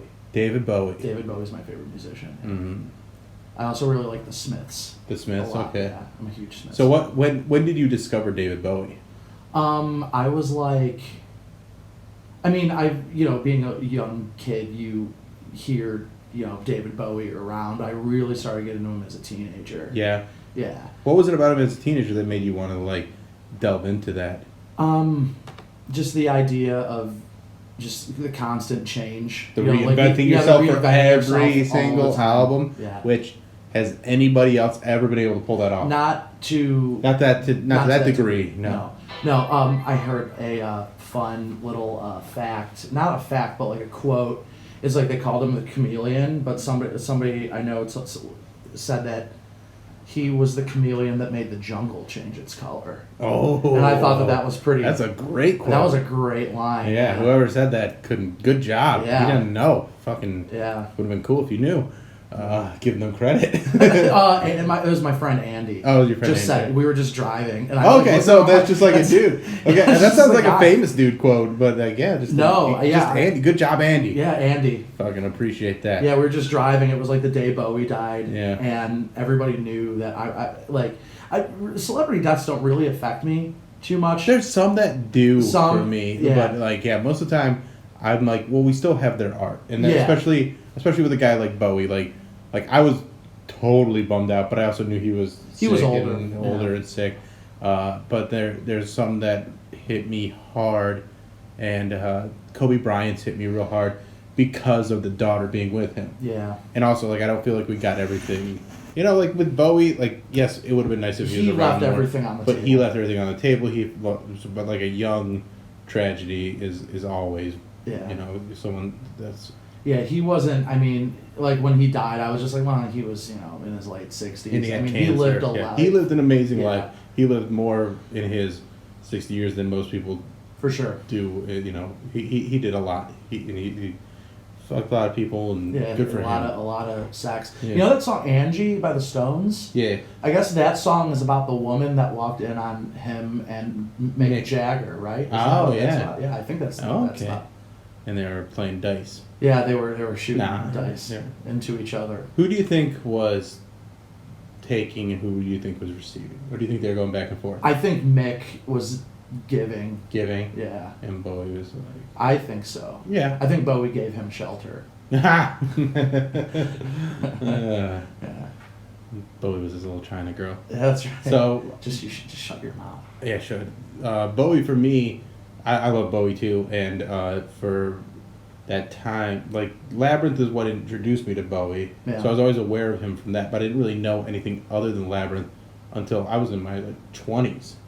So, and then I started to get into Bowie, and then I went pretty deep into Bowie in just really enjoyed what he's doing, and like I said, like the reinventing yourself Just you can do it. is cool, and like I wish I had been more aware, because I mean I was a small child when he was, and I wasn't Right. even born when he was starting, but like to see that happen in real time must have been amazing, and that excitement to like each, like once you catch on to what he's doing, and you go from album to album, and you go, okay, what's he gonna give us this time? Yeah, and then and it wasn't just the look; it was sonic too. It was the music. It was everything about him. Just was constant. And I try to do that with what I do as well. Like, really? Yeah, I try to apply. I feel like you're really one note. Oh yeah. A little bit. I feel like you're good at one thing, and it's shock humor, and that's all you can do.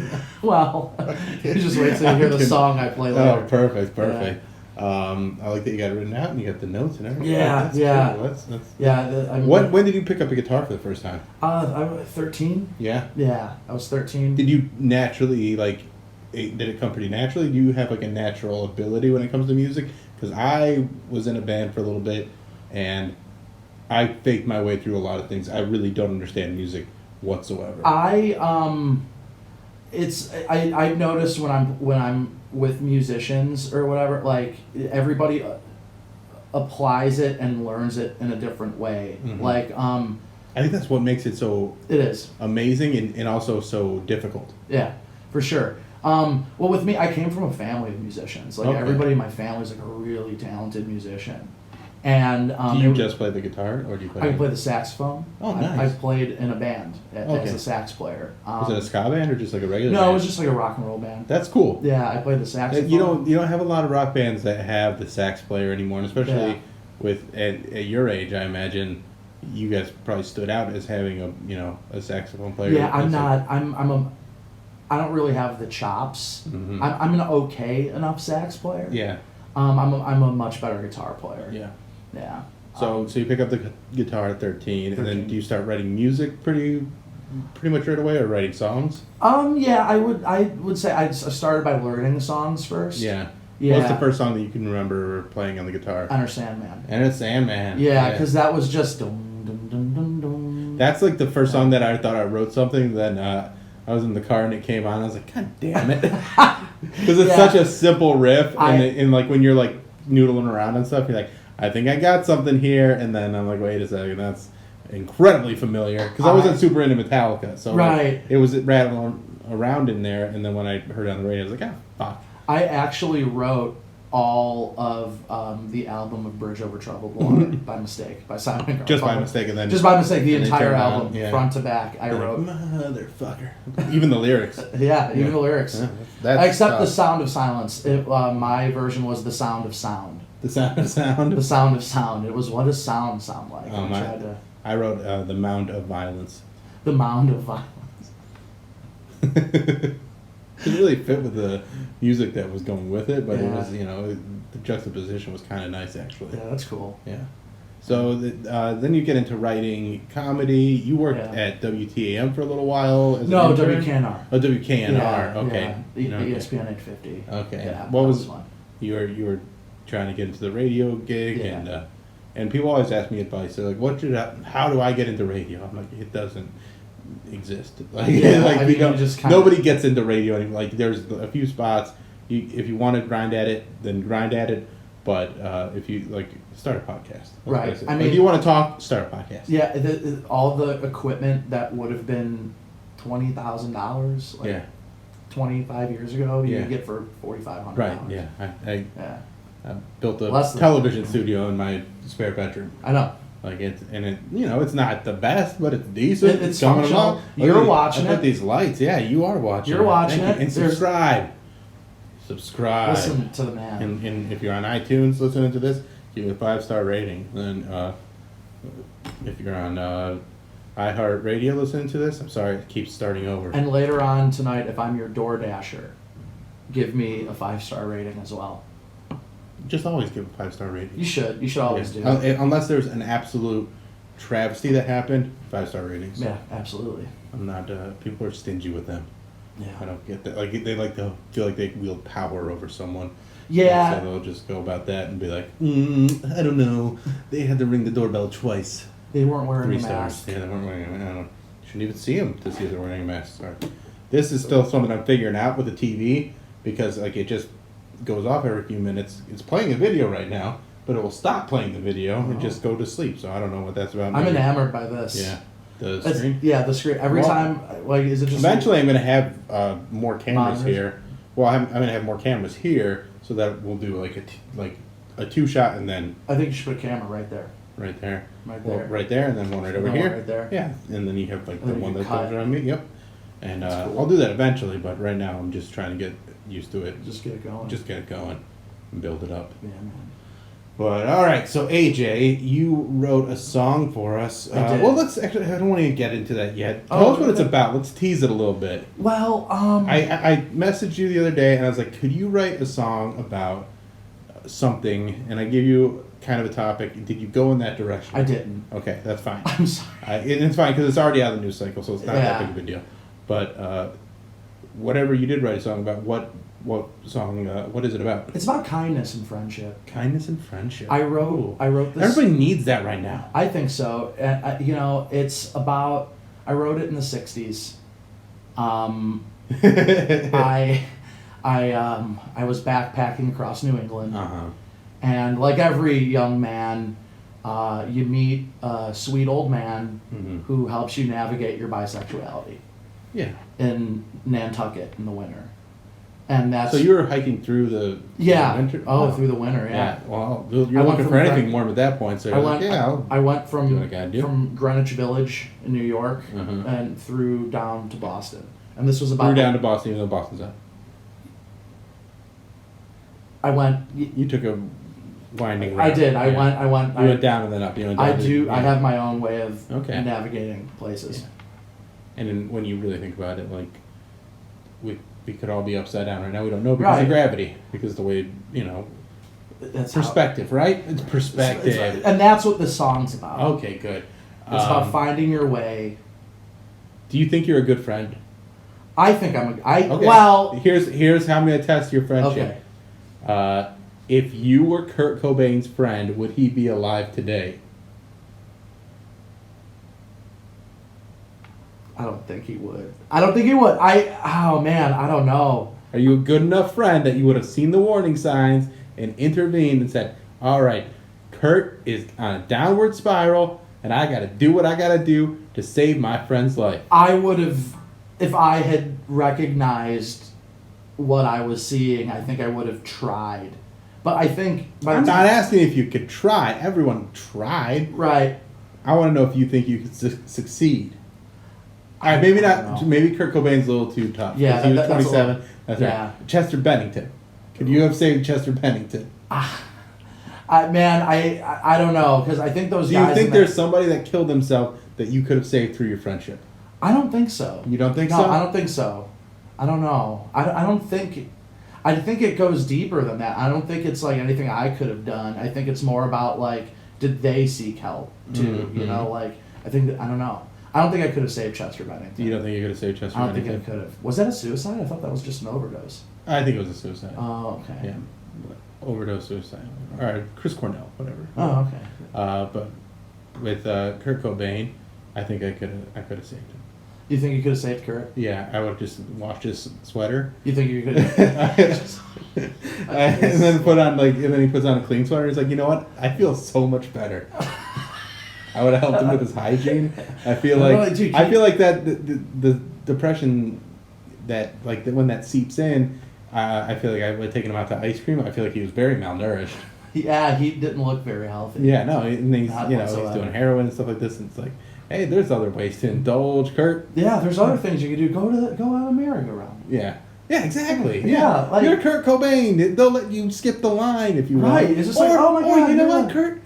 Waiting in line's not that bad. It's not. Let's wait in line. We're all waiting in line. Yeah, what are we doing? We're waiting in line. We're waiting in line, Kurt. We're gonna have a little heart to heart. Then you can, hopefully, the best case scenario is when you get to the front of the line and then they cut you off. Right. So then you get the first pick of the horse that you want to go on. And then take that gun and turn it on someone else. No. We're not trying to replace his suicide was a homicide. Oh. We were just trying to make him feel a little bit And better. that's what this song is about. Okay. There you go. Bringing it all back together. That's right. It's about there's a lot going. There's meeting someone and loving someone and then losing someone all Okay. rolled into this song. And I feel like this question that I had prepared is pretty solid then. Yeah, that was a good. Yeah, that was. I was just thinking about that earlier. I'm like, I'm do I real- think I could ever save somebody from committing suicide? I don't think I Not could. say not just anybody, but a celebrity, Right. someone that's more important. My mother attempted. Your mom attempted suicide. Yeah, she attempted suicide. Yeah, but she didn't succeed. she didn't succeed. That's- Thank goodness. so I think yeah. you need to give yourself more I credit. think I think I should. Yeah. Yeah. Yeah. Yeah. Do you want to get into that? I don't. No. Okay, we don't have to. No, it's very We're painful. being very silly. Yeah. We can talk about painful things. Yeah. I was at a point in my life where I was very close to, like, I was sitting on a ledge thinking about jumping. Oh, I've been there several times. I was. This past summer, I almost checked myself in the hospital. Oh, really? Yeah, but I mean, by the time I got there, I was just like, I don't really want to go to the hospital Yeah. for this. Yeah, I get. Like when the hospital is like, ugh, having to go Yeah. through all that, you're like, all right, I'm just having a bad day. Yeah, and that's what it was. I had like a series of bad days. Yeah. Like, really bad days. When I was in the Philippines as a Mormon missionary, before I became like a very disobedient missionary, which eventually I'm going to get into all that stuff on here and like really tell like my story like in depth. Like I know people have heard like stand up and maybe some other podcasts, but this one's going to be like a 4-part series where I go through all the different stages of my career or my time as a Mormon missionary. Okay. So I'm gonna do that eventually, but like at one point I was very, very low, and I was we had an apartment where we could like go out on the roof. We weren't supposed to go out on the roof, but we were supposed to. We could go out on the roof, and I was sitting on the roof and just started like inching closer and like hanging my feet over the side, and just kind of like had that thing where like it'd be such a relief. Like that's what it wasn't even like I wanted to die or anything, but I was just so full of like turmoil that it's like this would be such a relief if I just did it. But then you realize, and like I did, I realized it's like I don't want to be dead. I just don't want to be alive, and those are two different things. Right, yeah. Yeah. And what it really comes down to is I don't want to be in this moment. Right. Because I'm facing things that are difficult to deal with. That's right. And it feels insurmountable, and I don't know how to pull myself out of this spiral that I'm in. And then you luckily I got out of it. Yeah. Yeah. My dad actually gave me some really funny advice about Alright. it. He was just like, dude, just wait it out. Yeah. You're gonna be dead. Yeah. Like you don't gotta like. Yeah. Why speed it up? Hey, it's just like it's gonna happen. I do think Like, about the not existing thing, almost like the It's a Wonderful Life situation where you just never existed, and you like that also feels like a relief. Be like, oh my god, that'd be great. Yeah. Now, the one thing that bums me out is I'm a person that believes that after you die, nothing happens. I'm the same way. So it's one of those things where it's like, if I'm right, that's great, but I can't even brag to my parents about it. Yeah.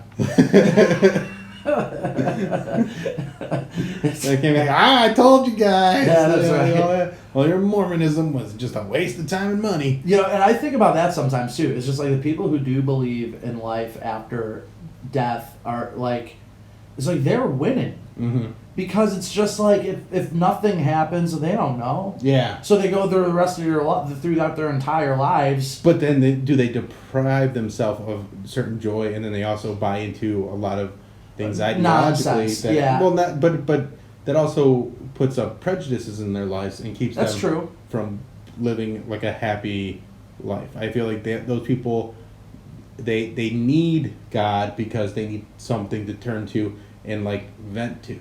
Yeah. Because they're like, why is this so hard? Why is this so aggravating? I need And they can't just this idea. face reality. Right, Yeah. right. And that's kind of what I was going through when I was on the edge. I was like facing reality, and I was like, okay, I'm coming to terms with the fact that I don't buy into this shit. Right. And Is that how old you were when you realized like this was kind of? well, I mean, I had like ups and downs, but then like this was like the penultimate moment where I was just Okay. like, penultimate? No, that's not right.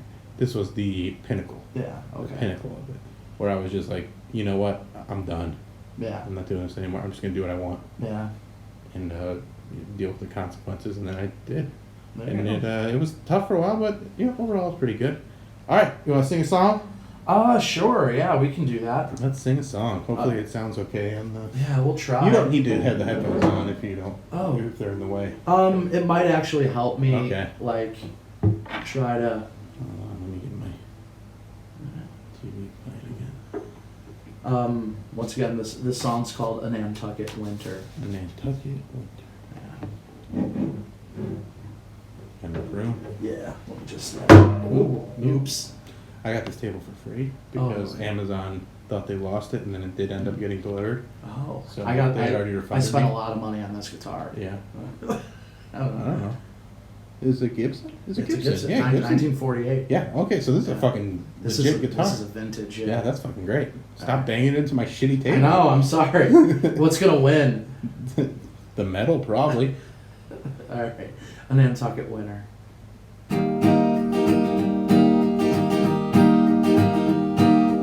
Walking through the snow, I see a cabin in the distance. An old man chopping wood to burn tonight. He takes me in to warm my bones. He feeds me supper and dries my clothes. Looks me in the eyes and he says, your butt looks really nice, and I'm feeling mighty lonesome. Be a friend and help an old man out tonight. And he stands up, takes his penis out. He wiggles on over, points it at my mouth. Looks me in the eyes and he says, it's been lonely here. I could use some company. It's been 1 year since I've lost my darling wife. Won't you comfort me? I've heard of men like this, but just a rumor and conjecture. But the rumors I've been told whet my appetite. I took his cock inside my mouth, sucked a little bit, then I spit it out. Looked him in the eyes and I said, I've never done this before, but I'm filled with empathy. It's been 1 year since you lost your darling wife. You're nailing it. You're nailing it. dude. Just don't. Nope. Keep going. Won't you comfort me? Let's get to the That's chorus. right. Yeah, I'm not even gonna edit this. You were doing it. Won't you comfort me? Every now and then you meet a sweet old man who takes you in from the bitter winter cold.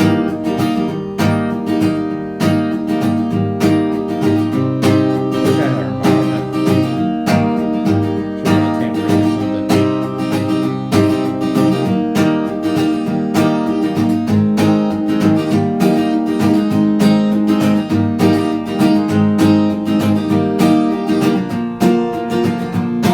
I stayed there for a month, but on the 5th of February, the old man went to sleep for one last time.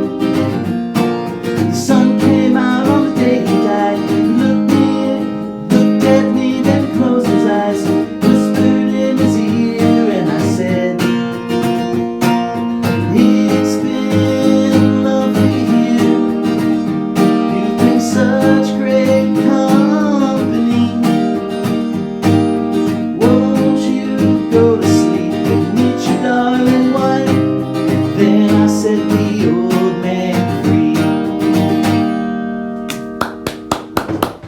For a song that you wrote this week that I put you totally on the spot to do. Yeah. Fantastic. I Thank fucking you. loved it. I fucking loved it. Thank you That so was- much. Yeah. That was a Well, I- wild ride. Yeah, that was you telling me you should have lived through the winter. Okay, what made you write this song for real? What made me write that song for? Because we've been talking about you writing a comedy. Folk album. folk Yeah. album. Well, I'm actually gonna form a trio. Okay. Yeah, we have a couple songs. I have one called "Making Mayonnaise." Okay. Yeah, it's about the mayonnaise mines in Hellman's, Indiana. Okay. Yeah, where mayonnaise comes from. Yeah. Well, I'm excited when you have that ironed out. Let's yeah, we we can will. come to a spot where everybody will fit, and we'll do like the tiny desk concert kind of Yeah, thing that'd be with fun. you guys. That'd be a huge blast. What made me write that song? Well, I love folk music. Mhm. Like I love folk music. Like I love Simon and Garfunkel. I Right. love Joni Mitchell. But the thing I notice about folk music is how like not obviously unreal all of these situations are. Right. Like for a genre of music that tells the story of America, it's like none of that shit ever Yeah, no, really but happened. yeah. You're just making up things that sound American. Mm-hmm. And I just made something up that kind of sounded American. Kind of sound American, but also something that America would absolutely reject. Right, absolutely. Yeah. So it's just kind of like, it's me, like when I write something, like when I write a piece or something, I kind of always think that way. I'm just like, what is something everyone already does, but that's already absurd? I have an idea for you to do a folk song. Oh, yeah, let's hear it. Could you do a folk song that is all about being an American, but also kind of highlights the virtues of communism? Oh, yeah, okay. Something like that. Okay. Something that's very anti-American, but then But turn it into like really Americana. American. Yeah. Okay, yeah, I'll give that a go. And like I'll give that a go. Yeah.